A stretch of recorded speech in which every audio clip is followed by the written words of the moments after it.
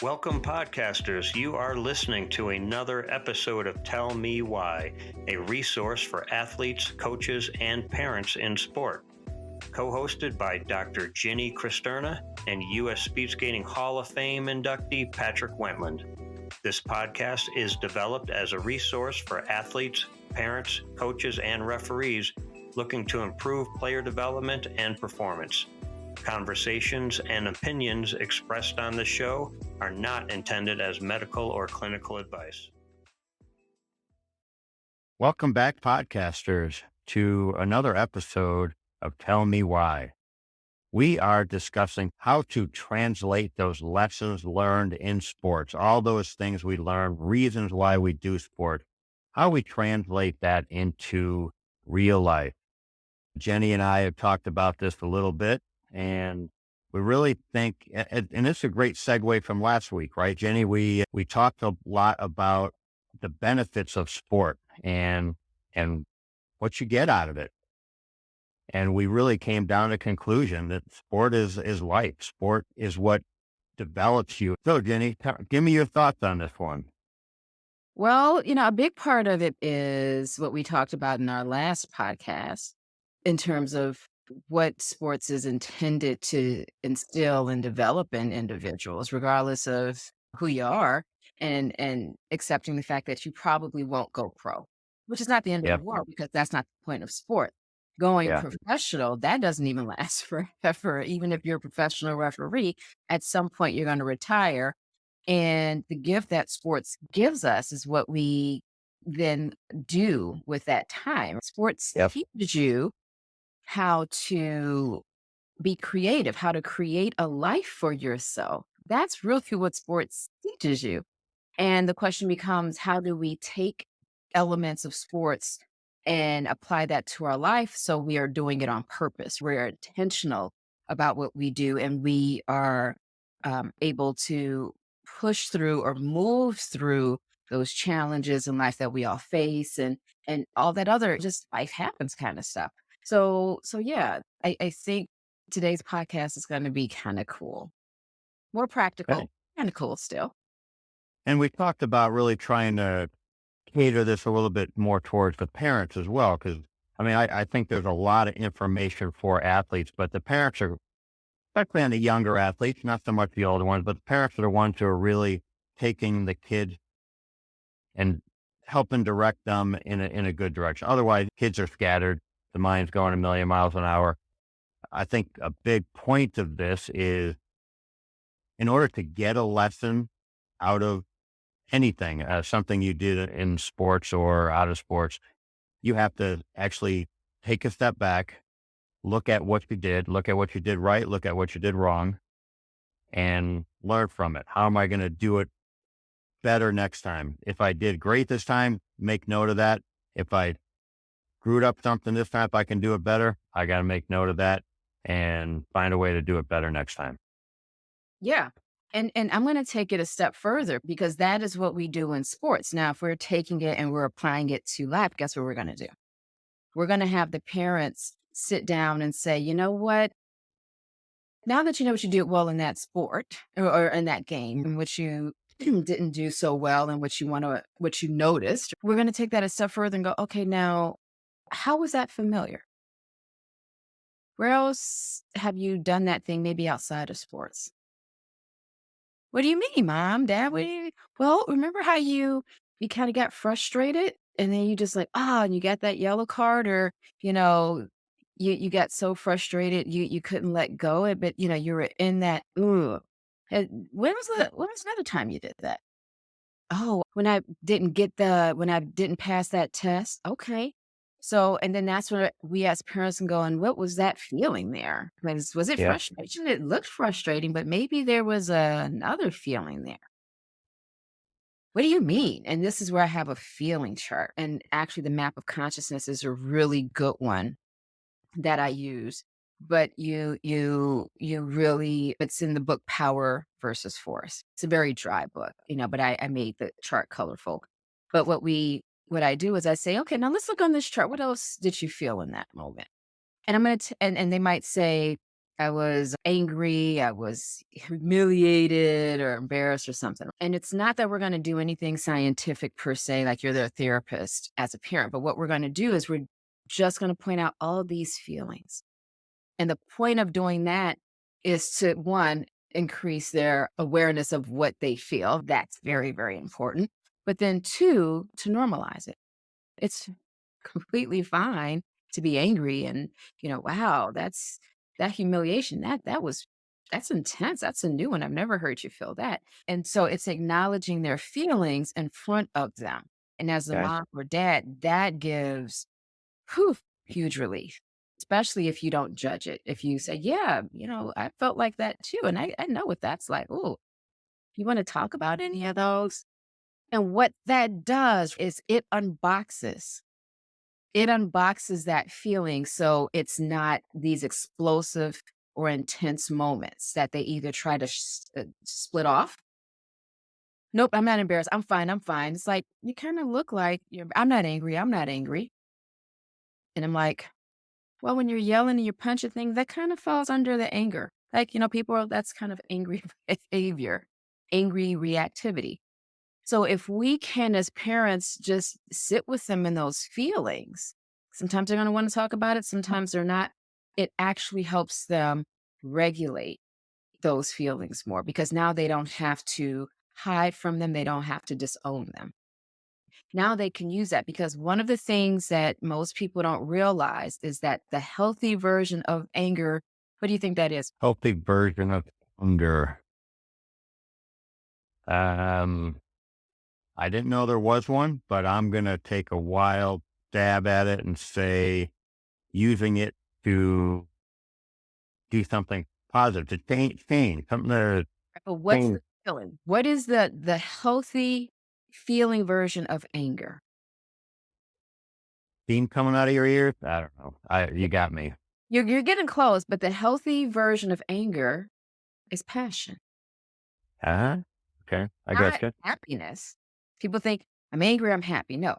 When anger is transmuted and it's healthy, that is where you get passion. So remember the very, very first episode that we did, we were talking about passion and passion. Well, if you're really, really angry, you can't get to the passion because you're so stuck in frustration and anger. But when we can unpack that, anger transmuted is passion. And I think you discussed one of our last podcasts, the way to find your passion. You talked about finding what makes you angry, I believe is how you worded it. Because if I can find that frustration, if I can find that anger, and if I can sit with it and tolerate, guess what I'm going to figure out? Guess what I'm going to figure out? I'm going to figure out, oh crap, I can do this.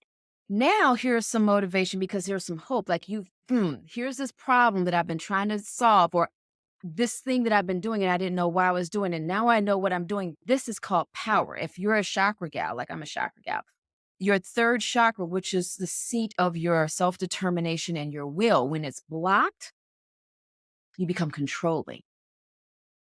That means you're trying to impose, you're trying to force. That's why that book, Power versus Force, it's dry as all get out. Daniel has transitioned and crossed over. Very, very good book. And there is, and I have my books behind me, but this is going to bug me. But here is the version, the map of consciousness explained. I actually use the map with my patients, but this is a book that talks about that, but Power versus Force by, I'm sorry, not Daniel, David Hawkins. Wonderful, wonderful book, but the black and white one is very dry. What we can do is when we can start to identify the challenge, the problem or the pitfall, now we can get excited about what we can figure out regarding how to deal with it. What can we do? Now that's power. We're not trying to force something. Once we try to force something, that's when we have an issue. That is when we have an issue because you can't force something that's not ready to move, that's not ready to go. Right. But if you can actually look and see, oh, I could move this. Where can I move this to? You can fit a square peg or a round peg into any hole if you turn it the right way. That's an engineer. I can put this same brick into this hole. People go, well, you can't force a square peg into a round hole. No, you can't force it, but there is a way to put it in there. Yeah. And so this is where power comes from. This is why sports is so important. Sports is important because you're not going to be able to do the same thing the same way. You're not going to be able to tackle the same problem the same way. Sports in school is not there to have you learn something and regurgitate it. And the problem I have with coaches, especially as the kids or the players get older, is that they're telling them what to do all of the time.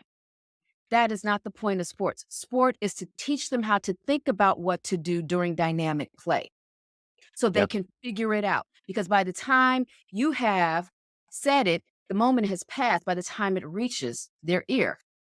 Light travels faster than sound. When they see it and they're in it, they need to know how to think. If a coach has not taught them how to think, guess what you're going to see the coach do? Yelling from the sideline all the time. Yada, yada, Yeah. yada. Because he or she did not teach that player, or they're not teaching that player how to think. Right. That's also the reason light travels faster than sound. It's also the reason why people look smart until they open their mouths. Okay? So I just want to put that out there. So I Got want it. parents to understand sports is about teaching our kids how to think and how to sit in moments that are very heavy and then to rise up. We were all dipped down into moments of humiliation, shame, abandonment, anger, fear. We will all dip down in it. That's not the point. The point is the point is not to never dip down into those places. The point is when I'm down there, can I recognize it? And what am I learning while I'm down here? How did I get here? Oh, and how do I leave this place? Right. That is what sports teaches. And if your kid hasn't learned that from sports, how to save him or her soul, then sports has failed them. Yeah. I think the biggest thing I got out of that, and there was just a lot of great information, was, and I think sports has helped me out just tremendously, is just problem solving. And that problem solving is almost the key to life. If you can master that, if you can learn to get better at it, if you can learn how to problem solve, you're going to take care of 90% of the stress in your life. Every single one of us has problems daily we have to deal with, big ones, small ones. And that is what hits you in sports. No game, no competition, no race is ever the same. Every single one is different, and you will have different issues, different problems to solve in that race, game, event, whatever it is. And learning how to do that, as you said, it's up to the coaches, the parents, to teach those kids how to use their own brain to do that instead of course, dictate, you go there, do this, you go there, do that. But I think what I really got out of that, Jenny, is there's so many things that you can learn in sport, from goal setting and learn how to go after a goal, your physical improvement, taking care of your body, eating healthy, living a better, healthy lifestyle, communication, learning how to communication, team building. Another one that really, for me, goes along with problem solving is handling pressure. And I think those two go hand in hand. If an athlete learns how to handle pressure, and you're going to be a little more expert on this than me, but I'm going to say people learn how to handle pressure based on previous situations or watching adults or others handle pressure. They handled it this way. They did it this way. For me, going through sport was, you have different levels of competition. You have different goals you're going after, and you put that pressure on yourself. Sometimes other people, your parents, coworkers, co-athletes, teammates will put pressure on you, which can be even harder than the pressure you deal with. These are all things that you learn to manage through sports. There's other ways to do it too. I completely am open to that, but I want to say from my past history, sports has really challenged me to learn these things and forces you. If you want to be better at sport, you really are forced to look at your mistake, your progress where you did well, and take a step back and understand what you did right and hopefully learn from that. I think that's just Absolutely. great information. Absolutely. And the last thing, it's kind of like grieving sports is. So the last episode, the last podcast, your child won't go pro. So now how does that make you feel? Your child probably will not go pro. And this is the interesting thing about all of this. The last part of that is grieving. And the last part of grieving is acceptance. And I'm going to talk about soccer referees. I'm not sure about the other referees because I haven't refed other sports other than taekwondo, but I'm guessing it's true for taekwondo, even though we fight and still do poomse. But we're probably not going to make it to the Olympics again at 50. It's not like swimming or something like that. Don't cut yourself short, Denny. I'm learning that too. I'm learning that too. But the likelihood of it is just a Got it. lot smaller, right? Makes it a And little harder. it makes just a little bit, like 0.2%. And the one thing about sports that I completely just bow to is the humility of it, the graceful humility of when it's time to leave, when it's time to move out of the way, and accepting that. And it doesn't mean it's because you're older. You know, in soccer, referees, the young ones, I just love listening to them talk. And it's because the ones who are really good, the referees who are young and they're really good at what they do, they often start with, "Hi, I'm a national referee, I'm a regional referee, and I'm a referee because I wasn't good enough to be a soccer player." Well, Which tends to be true, not all of the time, but the ones who retire out, they've kind of gone past their prime, they might become a ref as well.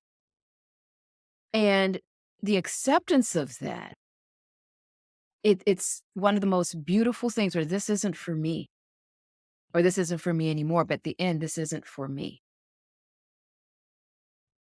And I accept that. However, I found a place that is for me. I found a way to still participate that allows me to be great. Right? Everybody can't be great at the exact same thing. And you realize that once you go, I can't reach this piece here, but here, wow, I get to do, actually, I like this, right? Because if you're the ref, you're the judge and the jury. yeah, yeah, Some people realize, but then acceptance also in sports is going, I'm not changing the ref's mind. That is their call. I need to move on to the next play. I tell players and coaches every game, I don't want to hear it unless my AR tells me different. This is what we're going by. Yellow is a silly card to get for dissent is a silly card to get. Like to get ejected because you disagree with the call. yeah, That is the silliest thing. It's definitely not changing after you said something about their mother. That's yeah, definitely not, it's definitely not yeah. changing in a youth game. That's just not using your head. Exactly. But that's the point. Acceptance. I don't agree with you. I don't agree with you, but you've made your decision. Yeah, I can now choose to move on or stay stuck in this place. Remember a few moments ago, I've dipped down in this place. Oh, where am I? What am I learning? And how do I get out? When we get stuck in that place and we can't get out, now we're prisoners. Life is about accepting this is what it is in this moment and assessing whether or not it's something you want to challenge. Is it worth it? Is it worth it? Because if yeah, you fight every battle and you're going to try to die on every hill of that battle, you're not. Whatever hill you die on, you're dead, right? You're not going to win the war.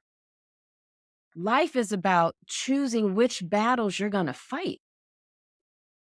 What arguments are worth you getting drawn into? And if you can't discern that in the game of sports, you are probably going to have a tough go of it in life. You're going to have a tough yeah, go of it because it's not worth it. Does that make yeah, sense? yeah, yeah. And really, there's great sign because those are all things you learn in sport that translates directly to life. And that's exactly what we're talking about. And the point came to mind as you were talking as well was I competed at a pretty high level, and a lot of athletes that I grew up with from the childhood age and competed with through into our 20s and 30s. Some of these kids who grew up are like as a younger age, he's never going anywhere. He's got problems. But we all grew up together, and you grow together, and you learn, and you compete, and you use those lessons, and you get better, stronger. And I will say, and it's a broad statement, but I would say a good 90 or 95 or 99% of the athletes I grew up with that were elite level athletes, and I'm talking national teams, Olympic teams, have been beyond normal successful in the real world, in their business careers, in their careers, in their life. I think they've learned those skills. They've competed enough to know where and when to use those skills that you were just talking about and the things you've learned. You compete enough to like, okay, I got to do this in this competition. This is happening in a race or in a game. I got to react this way. And that's the best way that's going to help me perform. They learn to bring those skills into the real life. And I think when we're talking about parents and we're talking about athletes, and I love how you brought up the referees too. Those are all the same skills that we're using. And if parents can see that, yes, like last week's segment, your kid's probably not going to go pro. There's a chance they are. But if you can help them learn these skills, they still may be able to take care of you someday and get you in that real first class nursing home because That part. they're gonna perform a little better in life, and they're gonna be a little more successful because you got them into sports. You got them with some good coaching. You got them to learn these life skills through sport that they're gonna take on and use later on. And that's what we're talking about today. Absolutely. And here's the other thing, that comes up as we're talking about this. This is about realizing that, hey, remember last, session or last, not like we're in therapy, but the last podcast, we were talking about life is the sport.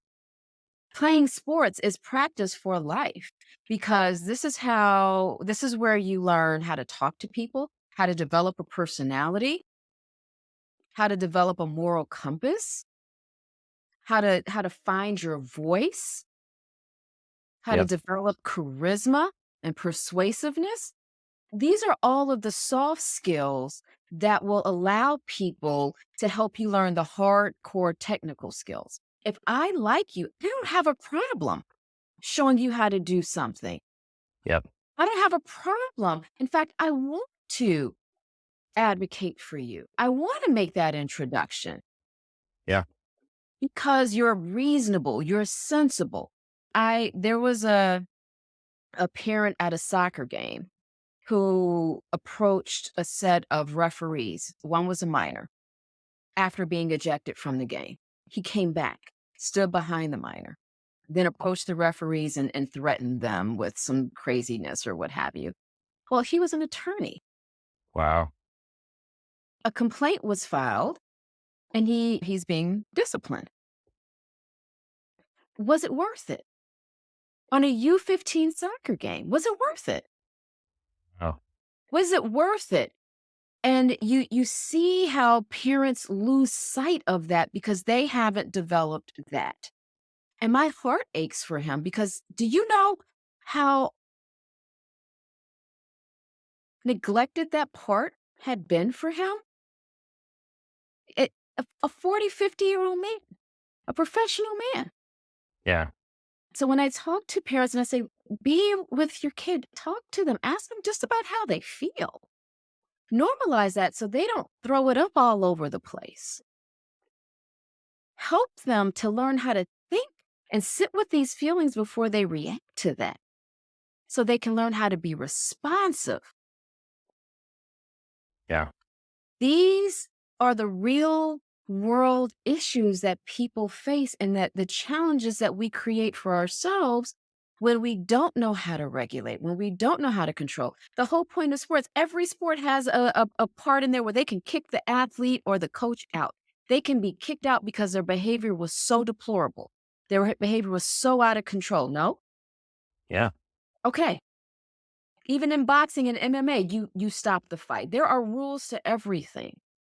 And when people grow up without being able to either learn how to live within the rules, learn, yeah, the rules, this is the extreme case of it. We never want to get this far. But once we've crossed that line, you've gone way too far.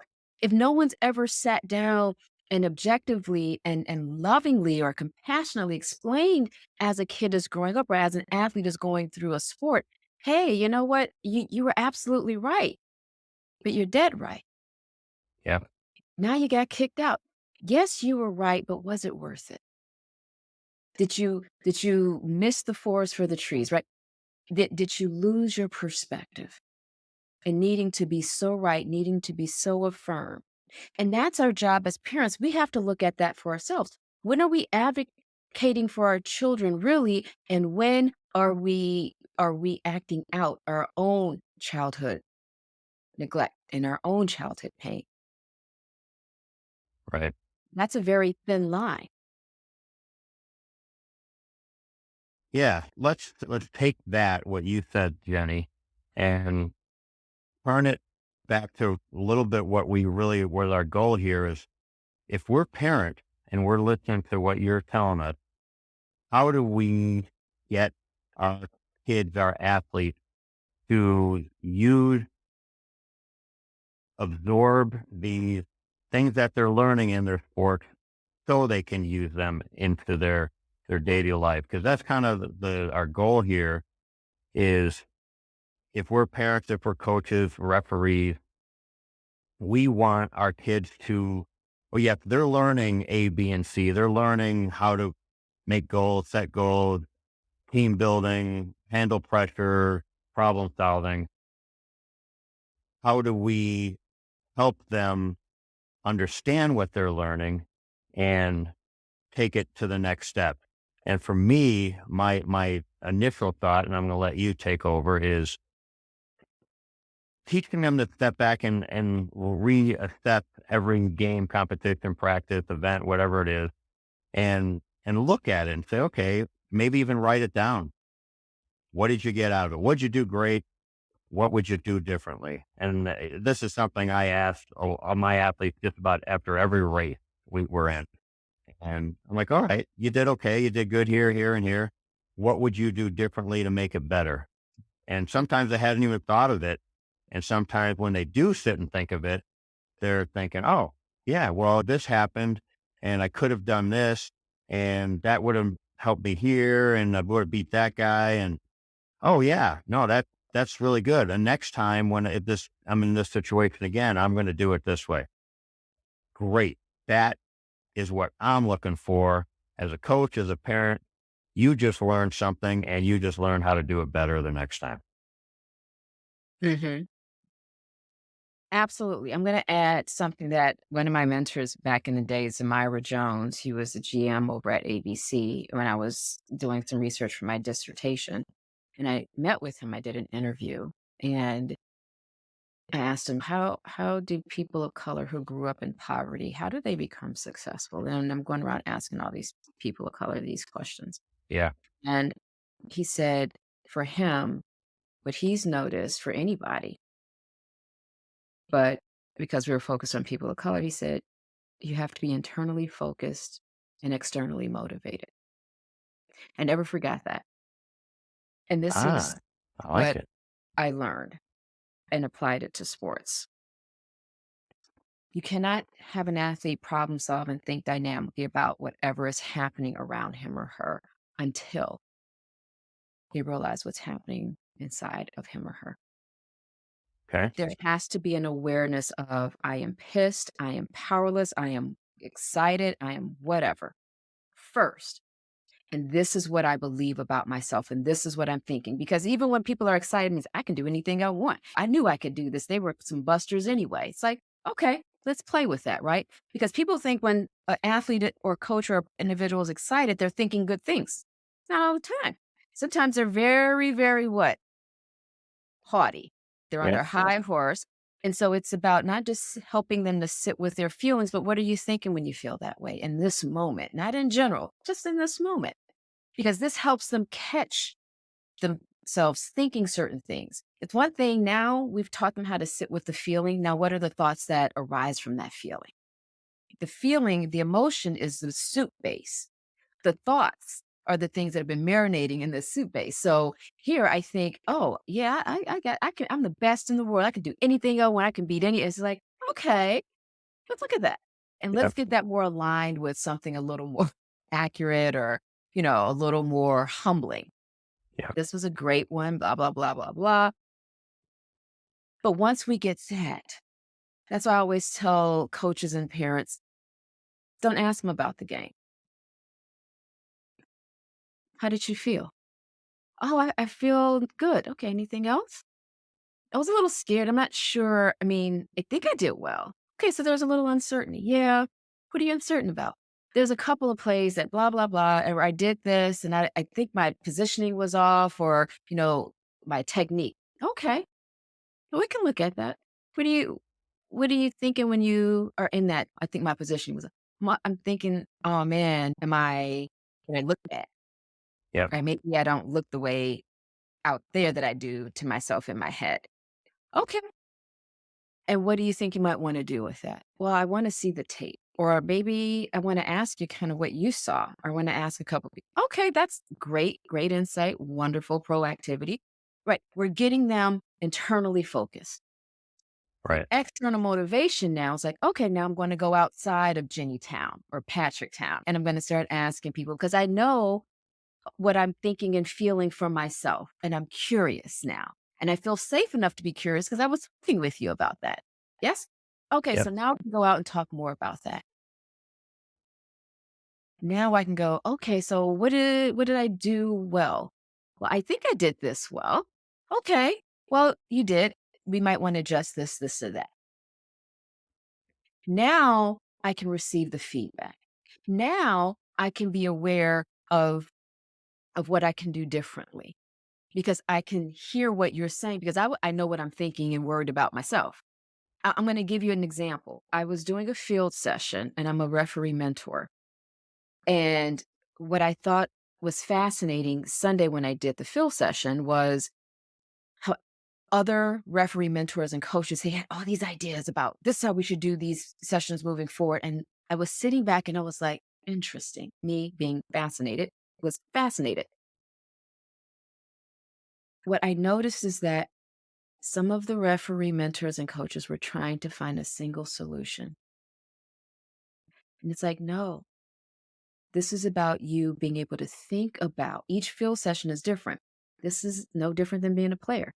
This is Yep. about you thinking about each field session and how people show up and being able to adapt. I love that word.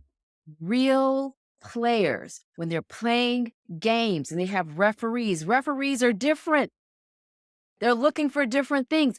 Each player has to adapt to the referee, how the referee is calling a game, which is why it's so important for referees to be consistent. And the other team. I mean, you're Yes, constantly adapting. that part. And this is the part where life, right? How adaptable are you? It's not the referee's fault you lost that game. You had 52 shots on goal. Yeah. But that one PK, that's the thing that did it. Okay. Yeah. You had 48 more minutes to score, but it's the rep, right? Or that's not a foul. Well, you hit it to the side. It went over it was right on the line. If you wouldn't have hit it to the side like that, then it wouldn't have been a foul. And so it's all of these things, but it's learning for ourselves. How do we take responsibility for our role, not for the whole situation, but for our role, our part in it, whatever that is. Yeah. That is where your power is. That is what sports is constantly teaching every athlete, every parent, every coach, every referee. It's okay to make a mistake. Can you own it? Yeah. Can you own that mistake? Because I promise you, if you can't, you're gonna have problems in adult life. You're gonna have problems in your relationships. You're gonna have problems at work. Because can't That's where you nailed it. because can't nobody tell you nothing, as they say. Yeah. You know everything, then you can't be coached. I don't need you because I can't tell you anything. You can't learn anything because you're the Right. expert at everything. Yeah. That's such great information. And as we slowly start to wind down here, I just want to touch on that a little bit. I mean, we talked a little bit about a bit, especially last week and then a little bit this week about those skills that you gain from sport. Everything we've discussed from your physical ability, learning how to take care of yourself, to your goal setting, to your communication, to team building. These are just invaluable skills, especially to today's youth who spend most of their time behind a phone and communicate through texting. Really just developing those skills through a sport, through an activity is something that's going to take them further in life and make life easier on us parents. So we can actually set them free at some point and not have to be hand holding them through the rest of their life. So I love how you went into adaptation. And I'm just going to tell a quick little story. We had our first competition this weekend, a speed skating competition with some of the skaters. We brought 10 skaters to Salt Lake. And being the first one of the year, they're all in different groups now and competing against different people. And they all, after each race, they're struggling with situations that happened in the race. Oh, and I could have done that, and I could have done that, and I was focused on this, and this happened, and I wasn't ready to handle that, and that's where I kind of grabbed them. Like, see, the whole time you were trying to play your game of life, going in this direction, doing this, and you had that focus, and something else hit you that you weren't expecting, which is everyday life. And we talked about adaptation, and the way I explained it to them was you have to go in with a plan. That's your plan. But at the same point, you are completely focused on everything going around you and watching from every angle. And as soon as you see a situation, you adapt and you take it and you handle it, whatever it is. If someone's falling in front of you, someone moving, you path you can make, a time to sprint, time to slow down, whatever it is, you adapt. And they got it. And most of them did. And most of them really worked this. And every race, they started getting better and better and better. And I'm thinking to myself, boy, this was great as a coaching moment. But when you mentioned it, going into this for a skill that they use for life, it really just hit me. And I'm thinking, boy, that is life. That is everyday life. And parents, coaches, athletes, referees, I'm going to take my closing comment right there and I'll let Jenny go and just really have those discussions with your athletes after, before a game, especially after a race, a game, competition. Go over those things that they did well, give them that pat on the back, and then have them ask what they did wrong. And you fill in the blanks that they miss and say, this is what we could have done better. And then and maybe how. And their eyes are going to bright up because they did okay. And then they want to, like, oh man, I could do better. And if I fix this, I can do better. And that is life. And that's what we're talking about. And if they learn to do that through every segment of life and what they're doing, if they can bring those same skills through school, through the relationship, through work, us parents, we're going to have it much better. I'm going to go home and get my kids going on this real quick, just so get them out of the house and get them moving. Well, I'm sitting up here and I'm just having reveries as you're talking. I'm like, yep, I can see what he's saying with that. And yeah, and it's so nice to have these conversations because you make these connections and then it's like, oh, and I can do that. So absolutely, I'm gonna apply that now. My closing is as a parent and as a coach, sit with that athlete. And as an athlete, I want you to sit with yourself internally focused. What are you feeling? What are you thinking? Truly, what are some thoughts that come to mind in those moments where you're feeling like this? And how do you get yourself out of that? And if you're high and you're having a thought that's pretty, how do you make sure it's balanced? Develop your ability to discern what's worth it. What battles are you going to fight? What is worth you getting ejected for? Like if it's something you're really and it's worth it, then I'm supporting you 120%. If it's dissent, I can't really just support it because it's silly. Yes. But learn how to accept things more gracefully. Stay focused on the big picture. Don't get into the weeds. Be able to adapt, be able to move through these games the way you need to learn how to move through life. I didn't agree with it. Keep going. I still have X number of minutes or hours left in this game or quarters. This isn't the end. Yep.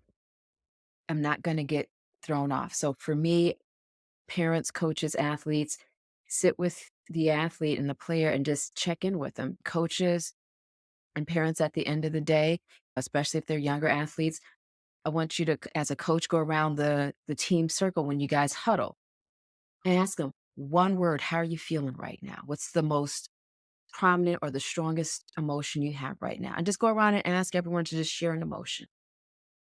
One sentence, what are you thinking right now? Have each person go around and share what they're thinking about themselves.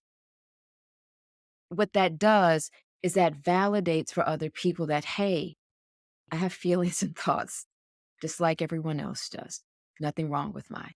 And you'd be surprised at how much more vulnerable and safe and comfortable players start to feel opening up.